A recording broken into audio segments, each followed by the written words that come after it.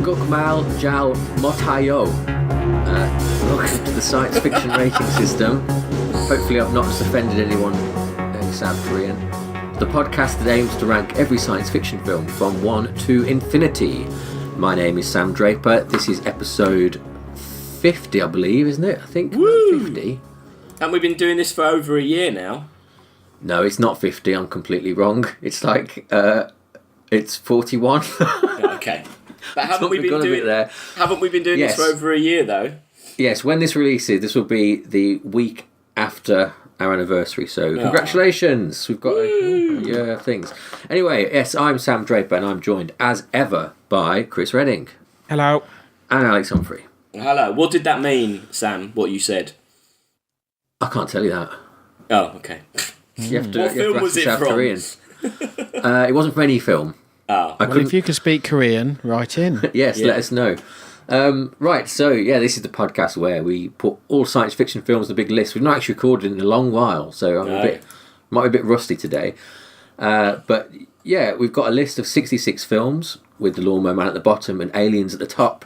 And every week we add 3 more films. This week we are adding 3 science fiction films from South Korea. How did everyone find this week? Different? Good. Yeah, very really different. good. But yeah, interesting, I thought.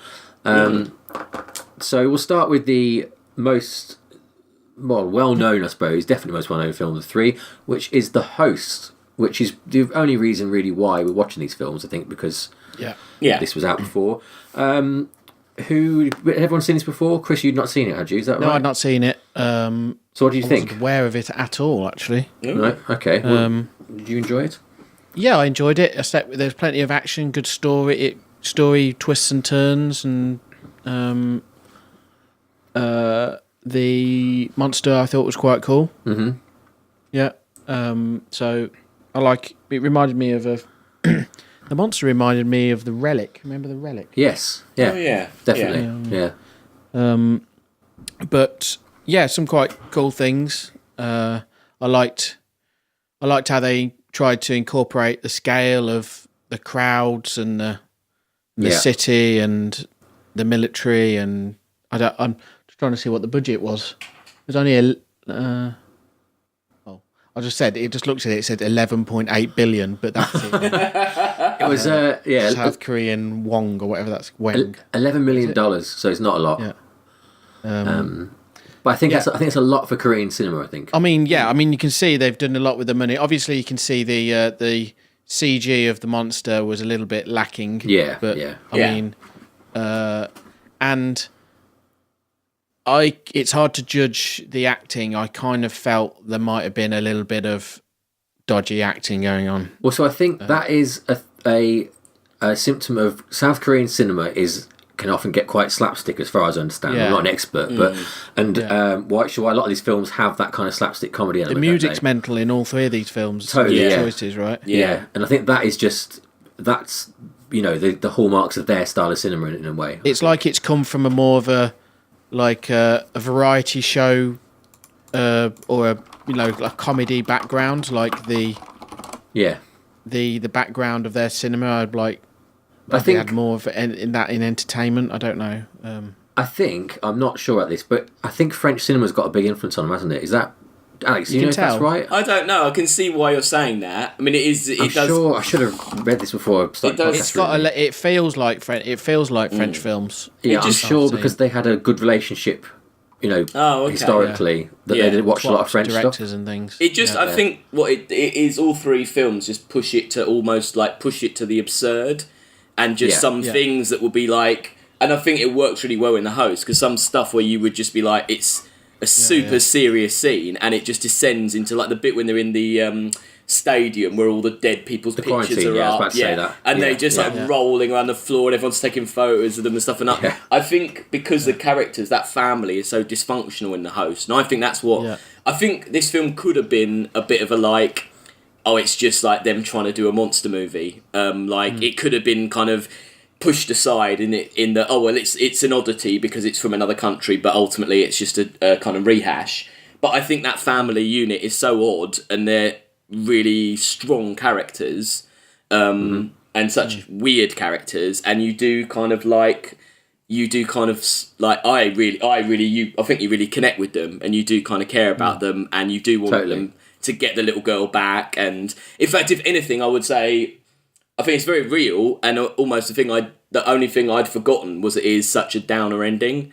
But then I kind of had to say to myself, but this has been quite realistic all the way through, and it would be a bit dishonest if it was, this ridiculously happy ending where the whole family's reunited and stuff, and... I mean, really, it does well to sort of...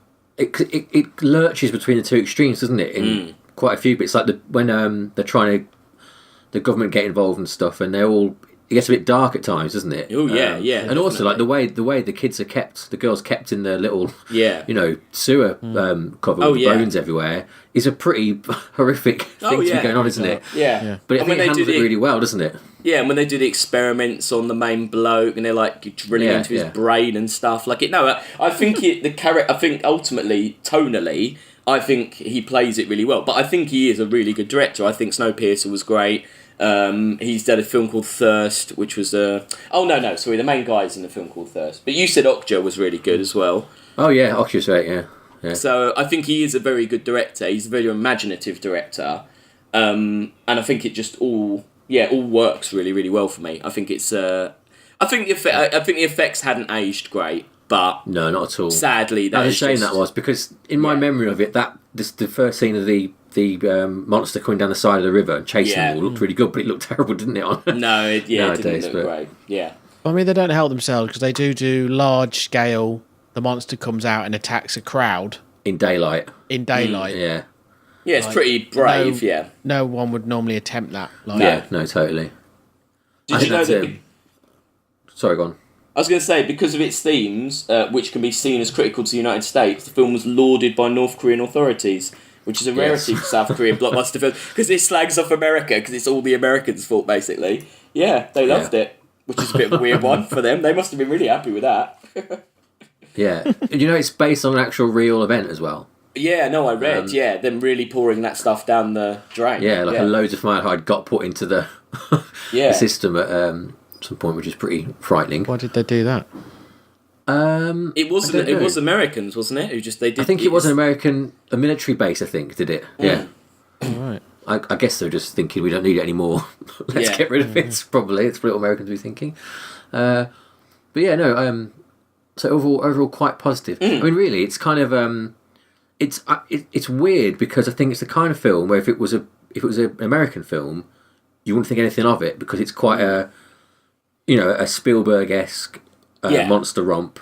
Yeah, and it's not doing much that revolutionary, other than the fact it is South Korean. You know what I mean? Like it's hard to quantify it in terms of good film, because what seems good to me is it seems so unusual, like those big shifts in tone and stuff like that. If that is just normal for South Korea, that's not as special. Do you see what I mean? No, like it's strange to. I mean, I'm not going to put it down for it, because I think I can't tell, can I? It's just odd to think of it as things weighing in this film's favour that other films can't have going for them, because they are of our culture. You see what I mean? I guess you can just directly compare it to the other two films we watched, and I think there's definitely stuff that's in collective invention that is like in the like the themes and stuff, and the kind of government and the way it spins into this kind of much bigger story.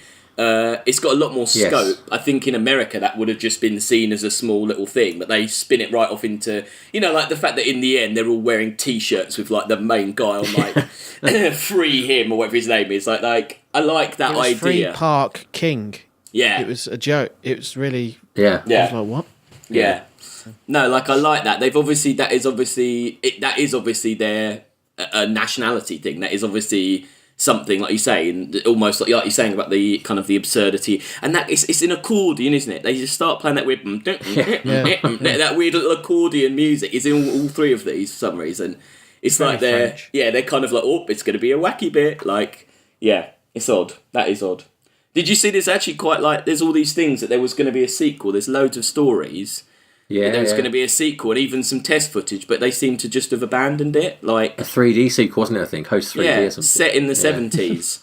It was supposed to be set before, but then it just seems to be like you can find tons of stories, but you just and footage, but it just there's no actual real like ending to the stories. Like it's really odd. And the Pirates of the Caribbean bloke, forgot his name. Gore Verbinski. Gore Verbinski, yeah, was gonna. This is the film he was gonna remake this after Pirates of the Caribbean, wasn't he? That was his next project. Oh, really? This and he's in like a Bioshock film as well, and both of those things didn't go anywhere. Well, good. I don't think this film needs to be remade. I mean, there is actually stuff in. Yeah, there is bits in English anyway.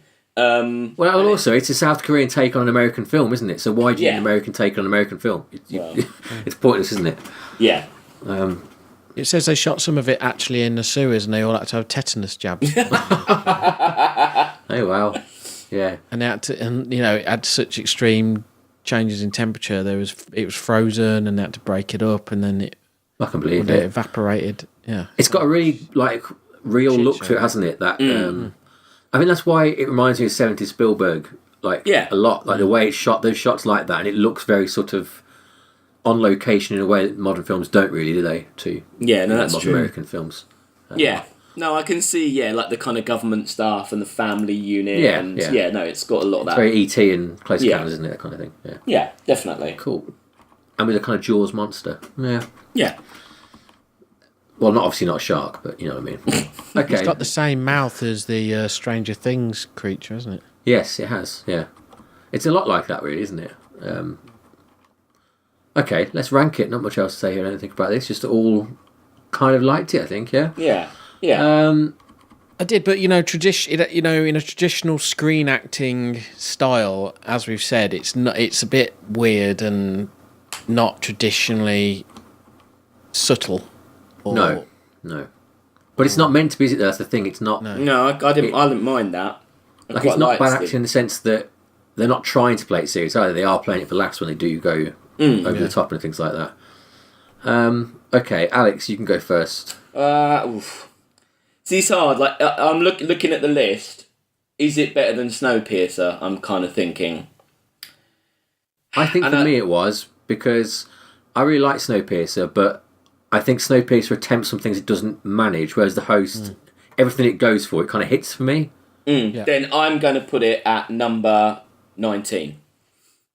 Literally, I can agree with that, actually. above Snowpiercer, because you're right. Yeah. Snowpiercer is more imaginative and more kind of out there, but actually Snowpiercer fails, whereas this doesn't. This is solid all the way through. There's no missteps in this at all. It's all good. So yeah, he beats his own film. But he doesn't beat Terminator 2. And I think because of some technical issues, and it can't go much higher than that because of what we talked about. It has dated. Style, like you say, sadly. Dated. Yeah. I think it's safely in these sort of 10 to 20 films where it's a really good film, but it's not a great film. No. That kind of thing. Cool. Good. Okay. That was nice and easy. A consensus there straight off. So, Bong Joon-ho gets his second of possibly 3 entries if you ever watch Okja. At 19 with The Host. And now we're going to take a deep dive into some stranger South Korean stuff after the break with Doomsday Book.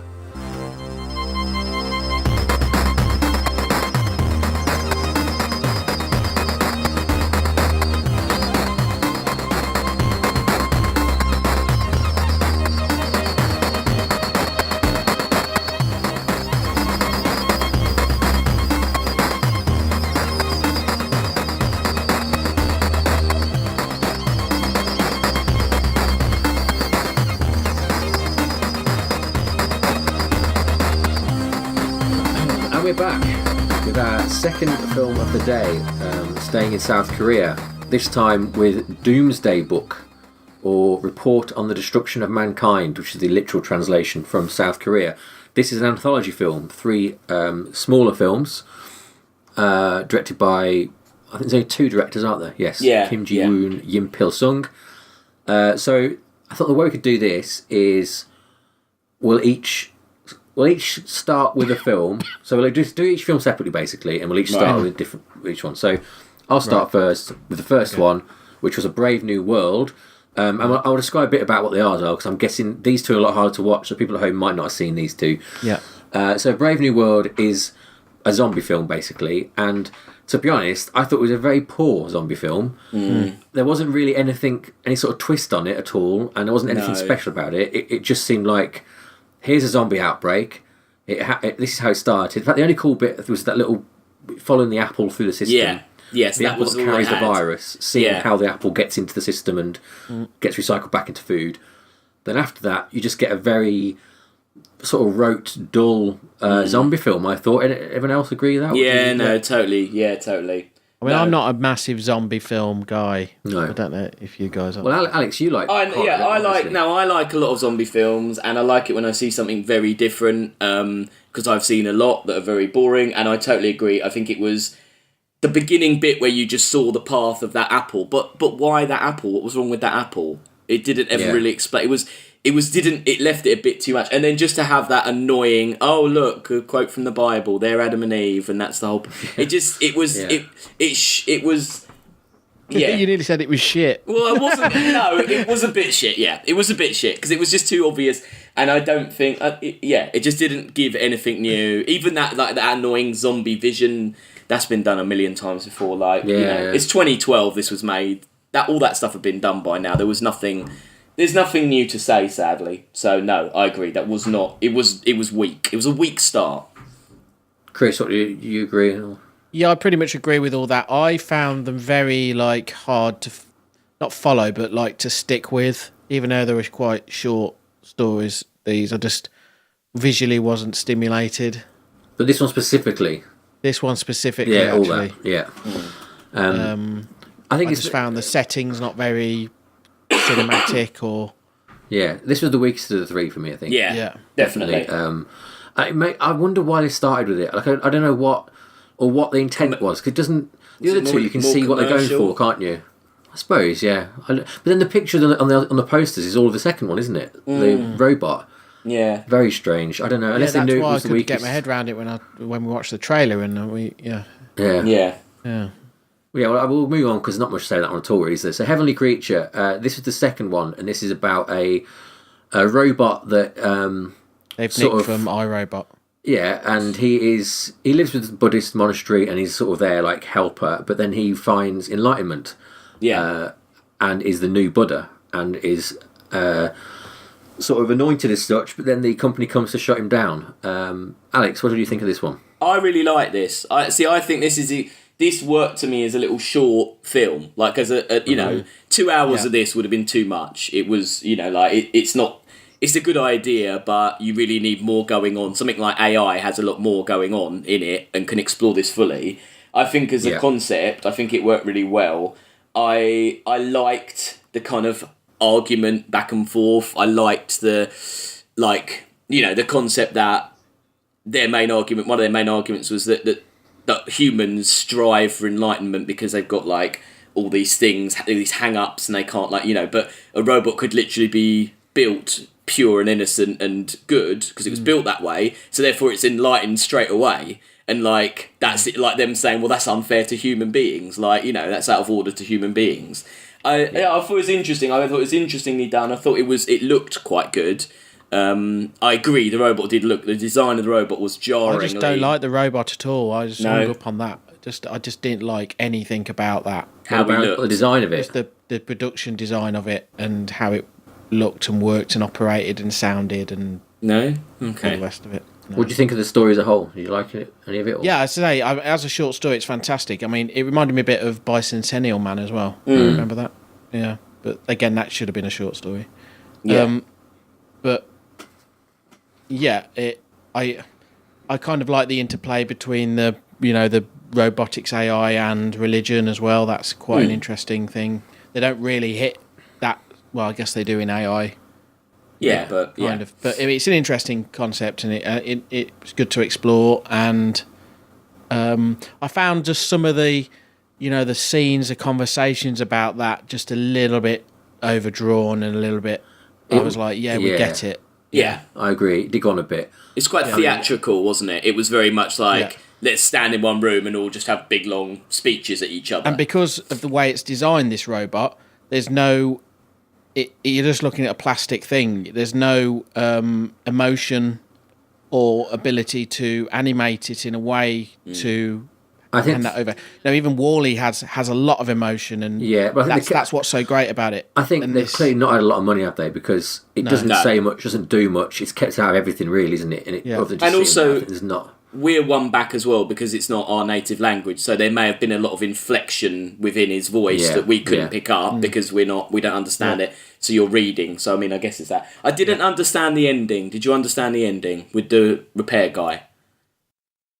Not really. I mean, the whole. To be honest, for me, I quite enjoyed the setup of it, but then after that, it kind of lost me a bit because like the whole bit when you go to the repair guy's house and that woman turns up with a robot dog to get repaired. Yeah, wasn't really sure what that was. What the point it was weird, wasn't it? It was like a weird aside. Yeah. Yeah, like I don't know what I thought. Oh, they're making some point about the soul of this dog or whatever. Yeah, and the dog comes back at the end, doesn't he? The very end of the film. Yeah, but then he But he had a robot strange. arm, didn't he? And then you were like, but is he a robot? Or like was he all robotic or was it just his arm or I'm not sure. And it didn't Well, I don't mind films finishing with that sort of stuff where it is like they just throw you a few randos and you have to just sort of go, is it what? Yeah. I mean, I think that's a valid way to if this makes sense though, but what I don't know what point they're making at all. No. Just when I don't know if it went over my head or whatever, but I mean the point that I did like was when the guy did turn up who owned the company, although the way they did it, like the twist of him like going, oh actually no, I've got to shut the company down, it's too successful and we've made robots too powerful. It doesn't really like why does he turn up with the idea that we are going to kill him and you know that twist of like oh no, we're actually not here to get him because we're great, it's because we're shutting the company down. It's no, I know what you mean. It kind of didn't feel fleshed out in the right areas for me. It was there's a good idea there definitely, and I think someone else could do a really good film, and I think you could make a full length film if you showed the robot's journey from being built to this point of enlightenment. Like maybe interesting. The thing I thought about, because I was thinking, how would you do this better? I thought, well, maybe you'd start with this robot being just a janitor robot, a normal one, who is then an old model who gets discarded, and because the Buddhists haven't got any money, they take it in as like a charity case, and so he's like old and sort of, he's not useful anymore to the wider world. Yeah, and then through his work there, he then becomes enlightened and goes from there. That's how I would have done it. True. But I just think they don't really earn all that talk at the end that goes on too long. You know what I mean? It just seemed to me like they found this robot like CG model and just plunked it in it's got no connection, as you say. It should have had there's much more they could have done with that character. I think that is, and again, that's probably the problem of the budget and the scope of it, is that someone's come up with a story about a robot who attains enlightenment, and that person who wrote the story has has a lot to say about Buddhism, and then they've allied that to a production budget which can't do it, haven't they? And thought, okay, well, how can we do this in this anthology film for cheap? And that's what you end up with. The robot doesn't do or say a lot, really. No, it's true. Yeah, I think. But then also, I mean, you wouldn't get this film made any other way than as a Korean short, would you? No. So it's, but no, I didn't think it was very good. I mean, we're looking at three things, like shorts are never, I mean, it's quite a good idea, this, to put three science fiction shorts together, because normally science fiction works best as a short, to be honest. They weren't well enough. I mean, I know they were connected by kind of the end of the world, as it were, but I don't know if it was a strong enough thread. No. Yeah, I mean, but I could just go and find two other mates who have made science fiction films, and we can come up with a connection. Yeah. No, let's go. Should we go to the third film before we do the overall thing? Because that's the most clearly, well, I guess the zombie one's End of the World. It's the third film called Happy Birthday, which was the oddest of the three, probably, which is about a girl who accidentally orders a gigantic 8-ball from an alien planet, and then a couple of years later it's delivered in the form of an 8-ball hurtling towards the Earth to destroy it. And in the intervening months, as they know it's coming towards Earth, people are preparing for the apocalypse with shelters and stuff like that. And it's a lot of watching TV, isn't it, really, and seeing how the world is preparing for the apocalypse. I found this the most entertaining of the three. I think, definitely. Yeah, it's the most fun. Yeah. It went along too long, I think, and I'm not really sure about the coda to it, but the idea of the shelter and that host style slapstick humoury sort of stuff, I think fit best here, didn't it? Yeah. And the TV stuff was really funny. Yeah, the stuff, especially with the American experts and things, I think it was really good fun. But it's just very odd, wasn't it? Extremely odd. Yeah, see, because I thought that the whole point was going to be that I thought that the point of the story was that the horrible things happen in the world and to everyone, and we feel out of control of them, and that the girl saying, "Oh, I ordered it was me," by the family taking her seriously and like trying to stop it. I thought it was like a big kind of message of like, well, by them trying, like taking her seriously, like they were kind of allaying her fears, and they were like, oh, well, we tried to stop the end of the world, and it wasn't just a big kind of idea, the concept being that, look, all these things are out of our control, but we can kind of either pretend that we've got some kind of hand in it, or we can, and that makes us feel better. But then it actually was real. So then that ruins that as I was like, this is a really good idea. Way too much. No, I was like, this is a really good idea about like parenting and about like, the randomness of life. And I'm like, oh no, it really is a giant 8-ball, and there really is this weird galaxy-faced like Amazon delivery guy, and it was just very odd, wasn't it? At the end, it was very odd. It's got that weird thing as well that these sort of Asian films often have a weird family unit where you've got the uncle. And the parents don't really like each other, but they do. And it was a terrible family, wasn't it? Yeah, very strange. Like I don't know, the whole thing just didn't make much sense to me. But it was. I mean, it was entertaining, wasn't it? It kept my attention better than the two did, definitely. Yeah. More cartoony, and it's. Yeah, and I think the matte painting shot at the end of the 8-ball was really. It's not matte painting, but whatever that was, Oh, that looked quite good, didn't it? Quite a nice shot of giant 8-ball crushing a city. I mean, again, I got a bit tired of all the TV stuff. Did go on a bit, didn't it? Yeah. But they kept going back to it. I like the thread of that girl though, who looked completely distraught and was like, "Oh, well, this guy's cheating on me." And that was quite good. But that's in all three films. I think did that well. I think the last film we're going to talk about does it the best. But all three films have that kind of parodying of news and of like they all three of them use, like Starship Troopers does, like they use the media and they use kind of fake TV to kind of insert in to kind of give it more of a reality. They all do that, which I think is kind of interesting. That again, it's obviously something. I mean, all these films are relatively near in each other release wise. Oh no, a few years out from the host. 2012, 2006 and 2015. Yeah, so but no, it's just that's obviously another thing that is maybe like it's funny that they all do that. And I think that 8-ball one did it well. It was funny. I like the shelter where the woman's like there's the men in the sexy Star Trek outfits and the woman's in the obviously dying in the shelter and they're like trying to get it out. Like that's quite funny. Yeah, they did it well. Yes, it was entertaining, wasn't it, that one, definitely. But yeah, overall, a weird thing in total, and not really that good, was it, I don't think? No, sadly not. I think mainly you get horror anthologies, and I always think they're really good. I don't know why there aren't more sci-fi anthologies. I think it's a good short film, as we saw with Chris's short film. A good short film is really good, and if you have a lot of good short films together, that's one good whole package. And especially if there is a kind of little linking concept or theme. And I don't know. Yeah. Sadly, I think this is misfired, but that doesn't mean that it's not a good idea, and people should do it more. Yeah, no, I agree. There should be more. There should be. I mean, I can't think of any Western science fiction anthology films. It's a really surprising because. To make a feature is so hard, and a lot of people make shorts. You think more people would get together and, try and make collections more. And there's got to be something about them that audiences just don't go to or something, mustn't it? It's been proven that. So the only thing I was going to think of really, Sin City, that's one, isn't it? Like big ones. That's an anthology film. Yeah, like I say, there's tons of horror. There's tons of horror ones. There's so many, but there's nothing else really science fiction, is there? No. I mean, you also think in this age of like comic book things that you could do like a comic book anthology, couldn't you? Like lesser characters who aren't worth the whole film. You could do like a loads of characters would fit a It'd short be cool film. if they all kind of crossed paths with each other in the 3 films as well. Yeah. No, that'd be great. And it all added up to like one cataclysmic thing at the end. Like they'd all had a play in it, but yeah. Or like, say, like Avengers is the hot shit, isn't it now?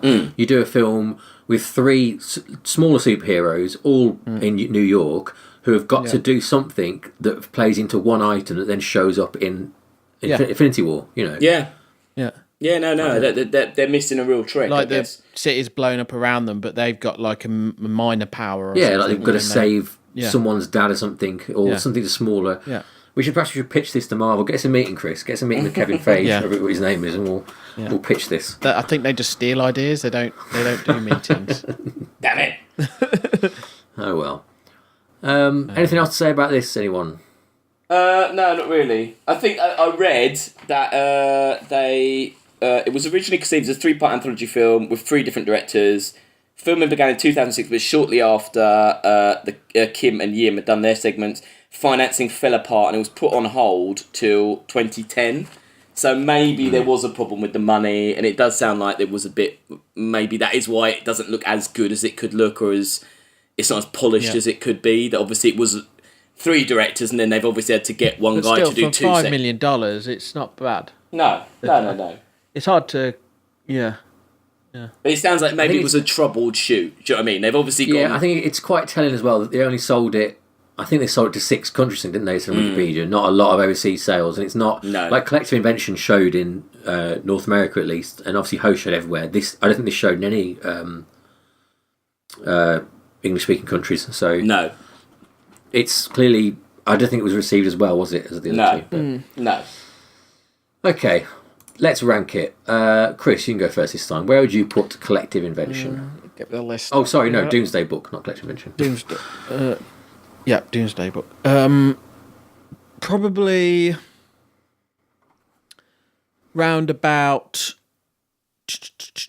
50. 50, so above my stepmother's Stargate. Below Stargate. Yeah, I'm around. I would say around there as well. It's not as bad. It just doesn't work.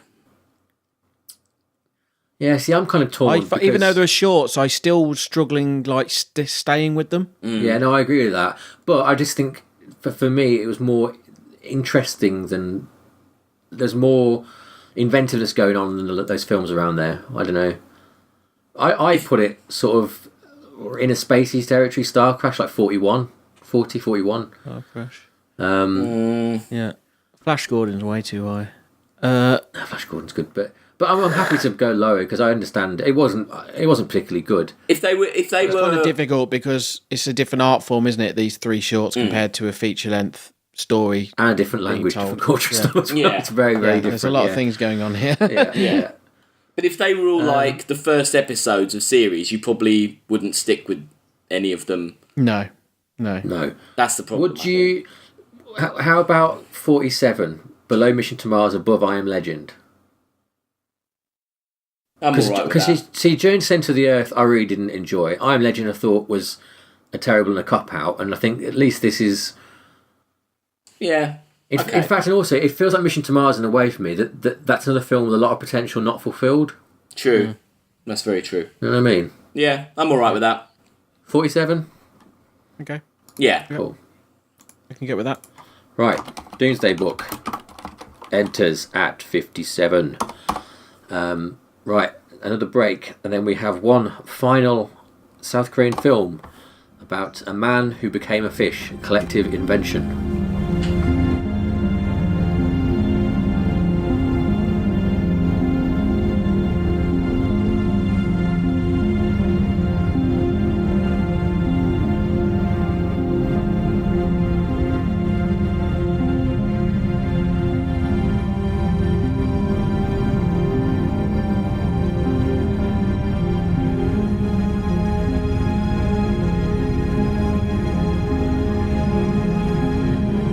And we're back, and little correction, I got it wrong, it's 47, not 57. If you're keeping score at home. Have you got your own little ranking Ridley update? Scott jumped up in the air for a minute there. Yes.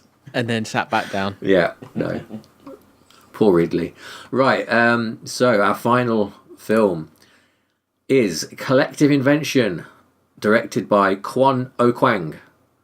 I hope it's said like that. It's a really cool name. He also wrote this film about a man who is genetically experimented on and becomes half fish, and then his interactions with the media and his, well, I say friends, acquaintances, and what becomes of this fish man. Yeah. No, Alex, you've not gone first, have you? No. What do you think of Collective Invention? I really, really like this. I thought it was a really, really good film. Right. I thought it was. I think it was a ridiculous idea, and it's a the special effects are ridiculous. Like, kind of, you think they're bad, but they're actually quite good. But they do. It's just because he looks like it's just a crap monster. Like, it just looks rubbish. Yeah. But I think it's actually quite well done how rubbish he looks. Yeah, a fish. I think the mouth movements are quite good, aren't they? Yeah, I think like it's a trick. You think it looks rubbish at first, but actually, the more it goes on, it actually isn't that bad. But I think as a kind of obviously it's got quite a lot of kind of comparisons with like Metamorphosis. Who's that? Franz Kafka. That kind of idea of like that transformation. But I think, to me, as a story about kind of media frenzies and the concept of like, things like Madeleine McCann, or like, just all these things where an event happens and everyone is suddenly obsessed with it, talking about it, and in a way, the person that it's happened to, the real figure in the centre, be they victim or the aggressor or whatever, they are actually completely forgotten, and it isn't actually about them anymore. It's all just about what other people are saying and what people can get from it. And I think it really cleverly told that story of someone whose life has just been overtaken by all these other people who are out for what they can get, or just not even for what they can get, but for their own agendas. And Paul's no punches with it as well. He's like, it's comfortable in showing him in a really bad way, isn't it? And he was treated. And it's, I think it, like The Host, it goes from being kind of very funny at times, like that bit in the car park when they're trying to get the doctor, like interview him, and then she gets run over by the car and stuff like that. Yeah, that was brilliant. There are some really funny bits in it, but then there are some really brutal bits in it when the dad is shouting, when the dad is like shouting at the girlfriend and like he makes her leave, and like when he pulls his fingernail off. Oh god, yeah. No, there's some horrible bits like that. And he is, for how ridiculous he looks, he is a horribly tragic character. Like he's just such a sad character, this poor bloke, because he's just used and abused by kind of everyone. And it is a good ending, and it is a redemptive ending, and you do feel kind of happy in the end because he does win. And I like the whole concept that I like the flipping, that all the way along you think, oh,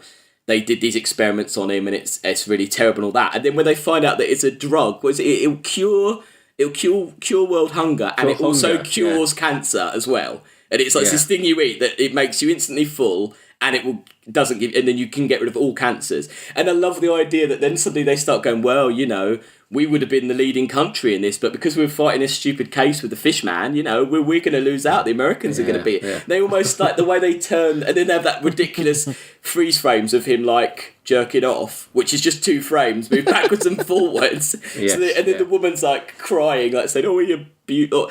Just how they flip the story, and he goes from being complete victim to being completely, basically standing in the way of curing world hunger and cancer. I think it's very ridiculous, but very cleverly done. And I know, so I really enjoyed it. I think it was it's a good way of using a science fiction concept, for using it for a very real world story. Yeah. Which at the end of the day is what science fiction should be for, really, isn't it? Exactly. Yeah. So, Chris, what do you think of this one? Yeah, I agree with Alex. I really enjoyed it. I really like that mass hysteria, the media, all that was done really well. Again, I kind of feel some of the performances were a little bit slapsticky. It reminded me a lot of Safety Not Guaranteed. How they were like looking for it, reporter digging around looking for something, and you only get it towards the end type thing, and then you get some, pushed out. Yeah. And again, the style of the music and the way it's done is very continental. Yeah. And I quite like that. I kind of like the fun. I think it plays best in this film because this film does get quite dark, doesn't it? And it's a nice counterbalance to like the fact that I could imagine like Larry David. Totally, yeah. Or something. I don't. Yeah. Yeah. Yeah. I quite enjoyed it. Just trying to see what it did, if it did well in any festivals. It was at TIFF, wasn't it? It was at Toronto Film Festival. Yeah. So for me, I think I'm actually more down on this than you two. I enjoyed it, but not completely. For me, the problem was that I don't think they did enough with the whole TV thing. That the bits they did show were too disjointed and too not really. There was like two parallel stories going on. One about his media life and one about him. And I don't think the two interacted enough, in a sense. Okay. I think there was shots of him being lonely and with this girl exploiting him and things like that, and the guy trying to investigate him, and then shots of him, being on TV, a YouTube star, and things like that. And I don't think the two stories meshed in a very good way. Okay. I think there's a better way of telling it where you could make it more. And I think that is because they are trying to be very clever with the way they tell it in flashback and they tell it in disjointed things. You can tell it's done on the cheap as well. Totally. Yeah, and that is another thing of it. Yeah, they haven't got enough money to make stuff like that. But I think for me, I think the idea of the Fishman, I love it, and I quite like the idea of the different characters trying to exploit him. It's a good idea. I don't really buy the Doctor character who goes good at the end and that kind of stuff. I didn't really like that element so much. And then I think the whole like bit towards the end before they find out. You hate Hart though, don't you? So I do hate Hart, but I've got a bit of heart for things like this in a way. I don't know. It just didn't. It felt like a waste of potential for me. I did enjoy it more than the other two, definitely, but I don't think it's a very good film, to be honest with you. No. But I don't know if I just expected too much from it. Maybe I'm not sure. Yeah. I knew it wouldn't have huge amounts of substance because I could see what it was. I could see it was like one of them things that you get in Cannes, or one of them secondary like fun type films. See, for me, I was expecting something more like Her, where it was, which it is like Her, and that is using the concept and it is asking some like quite deep questions and stuff like that. And I agree, Alex. Like, and the way you basically described the TV stuff made me appreciate that more, definitely. But I think that you're projecting a lot onto that more than the film's given me back itself. You know what I mean? Okay. I mean, it is hard. It is hard because like I say, he was a very nothing character. So yeah, you are projecting quite a lot onto it. But I thought that was deliberate. I thought they were deliberately making him almost an anti-character, so that to prove the point that it wasn't about him. Yeah, the poster of the film, which it shows the three of them, the three main characters: the documentarian, the girl, and I actually don't know the one. He's actually in the middle. I can't see. Dad, is it the dad or the the lawyer? They're the only other two, aren't they? The lawyer probably, but anyway, they're all like smiling for the camera and posing, and then the Fishman is behind glass, locked out in behind, which is quite a telling shot of the thing, really. But yeah, like I think my problem was he was such a blank slate, and that is intentional, but I don't know, it just didn't tie together for me. I don't know. So you would have rather have had almost kind of like him, like behind the scenes before he went on to the TV shows, or like walking down the street. No, not necessarily even that. Like that I think kind of stuff. The conceit that the idea that we're watching that guy's documentary at the end and he's narrating the documentary. I don't think it did that. Like it wasn't his documentary, was it? And I would have preferred to have watched his documentary or something more focused on like that guy's worldview more. It did like the District 9 thing, didn't it? Yes. Yeah, totally. And it wants to have its cake and eat it. It's doing from too many angles. It's because you can tell this is cheap. They didn't have loads of money on this, and I can tell that it's a really cheap way of shooting a film. How they've done it like this, and you can get a story across very well because all of us understand this sort of doco style now. Yeah. And it's basically what I did on that time travel one. Yeah, you just shoot it like a doco, and you can just basically just lump in any sorts of little clips. You can go off in a little 2-minute tangent about him going on telly somewhere, and you can go off on another little tangent. Yeah, and it's kind of just like content. Yeah, and the audience will go with you because they understand what that form is. Yeah, And it's true what you say, Sam. It's not written in a rich story sense. Yeah. No, you're right. I'm pretty sure they just shot a load of shit and then sat down in the edit and put it together. That is kind of what I mean. I don't think they did that, but that's what I think. I agree. That's what it feels like to me. Is that they? Yeah, I think you're right. If it had been an actual documentary, like an actual fake documentary, done completely straight as a documentary, it probably would have had a lot more power. I think actually, in a way, that this shares the problem with the last film of where people are writing scenes they think look cool and put them in films, and I think Doomsday Book had that as well. Like the idea of the fishman's getting attacked by the press, walking here. Or in that last one, there's an 8-ball hitting Earth and everyone's having a meltdown TV, that kind of stuff. They're like little sketches, aren't they, in effect? Yeah. And it's a lot less daunting when you approach a project in that way, because you know that you can do all the news stuff, and that gives you X amount of storytelling. You can do this with the actors, it gives you, and you can sort of fragment it in your mind. I find that an easier way of going into telling a story. Yeah, so then like when you get to the edit, you're working. You're just choosing what order things go in. Yeah, you're more free, aren't you, I suppose? Yeah. Yeah. And if you less chance you fucked up a pivotal scene, you've got to film it again, I suppose, isn't That's there? Because, it. Yeah, you've got. Yeah, you just change where it goes. It's not like it's not dramatic filmmaking in the traditional sense. Yes, I see. But yeah. Well, yeah, it was all right. I'm glad I watched it, but I don't know. So I'll go first this time. For me, I'd say 45. 45? That's back with Mission to Mars, isn't it? Yeah, so a below Ender's Game, above safety not guaranteed. I would put it slightly lower than that, actually. Oh. Would you? Yeah, I'd put it just because I think Mission to Mars and Safety Not Guaranteed, as we've said, tell a story in a... I think Safety Not Guaranteed tells a story. Piece of shit. Mission to Mars is our ongoing, strange one, isn't it? Yeah, Mission to Mars is the film that I think we would go back and make again, wouldn't we, if we could? Yeah. Alex, where was you? And we've got good wishes towards all of the filmmakers who made Mission to Mars, but we just need to just go in and just change a few things. Yes, get back on it, Palmer. Get back on it. Oh no, I would say high. I'd say like 37. Oh, okay. Okay, so below Edge Tomorrow, above Hunger Games. Yeah, like around that area. I take 40 actually. I take 40 because there's a little group there, like Inner Space, which is. It's better than Star Crash. Yeah, it's better than Inner Space, Star Crash, Flash Gordon. Yeah. Okay. Yeah. Okay. It was a good idea, and I think it's well done, and it made me think. And actually, you're talking me around now because it's better than Rocketeer, isn't it? I thought it was better than Rocketeer. Yeah. Actually, no, I quite enjoyed Rocketeer. No.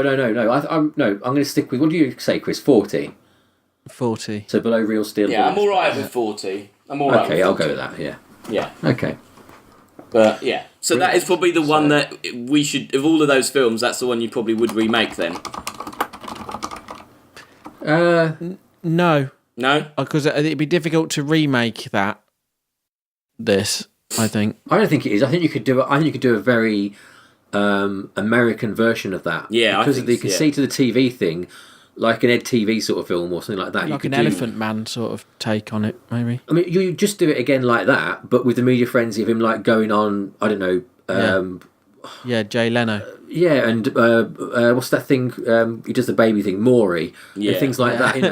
You've got all these different archetypes of American TV. He'd be on TV. Jeremy Kyle. Yeah, that would be amazing. If you could get him on loads of if you could somehow put him into loads of real Benefit Street. Yeah, BBC Breakfast, and then there'll be a Channel 4 documentary about him and things like that, and you could transplant it all around the world really because the interesting thing is how it is exploring the TV of that country, isn't it? That culture. Yeah, it'd be funny if there were actually fish people popping up all around the world, and you saw them become famous in their respective territories in different ways because all these countries are experimenting with that drug. Yeah, treated differently. Well, yeah, because they were. Because you can have that because that's what they say, isn't it? That everyone was trying to make that drug before they were. So you could totally do a sideways where it isn't actually a sequel; it's actually a joint up film. Yeah, it'd be like Britain's Got Talent, and then with him, Fishman. Yeah, I think I wonder how much it costs us to secure the rights to do a British remake of Collective Invention, because that'd be I think you could. It'd be really fun to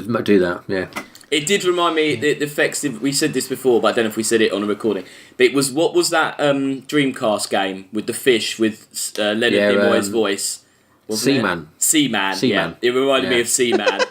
Yeah, it's a lot like Seaman. If you're not Seaman, no Seaman. You have to say it's Seaman. Yeah, look up Seaman. One man. Yeah. Fantastic thing.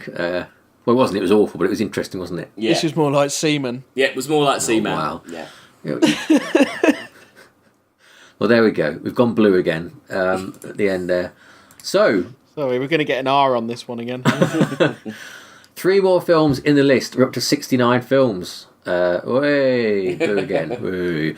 So that was adding into the list the Host at number 19. I can't see the rest. At number 40, Collective Invention, and at number 48, Doomsday Book. If you want to see that list, go to sciencefictionratingsystem.com. Remember to rate us on iTunes, because that's the key thing. Although we're all over the place now. We're on Spotify. I got the first look at the stats of that. People listening on Spotify. Weirdly, who knew? We're on YouTube. It's harder for me to find it than it is you, bizarrely. How do you get it on YouTube? We just output to YouTube now. Oh wow! Yeah, but YouTube must be full of shit. It totally is. Yeah. I don't think anyone's watching it on there, but who would? Who's listening to podcasts on YouTube? Maybe if we do video ones eventually. We're on iTunes, as I say, that's the key thing. We're also on all sorts of stuff, like, is it Weebly? There's all the different outlets that do podcasts that we're going to that I wasn't aware of. So we're all over the place. Good for us. Good for us, yeah. So tell your friends. But the key thing is, rate us on iTunes. Please, please, please.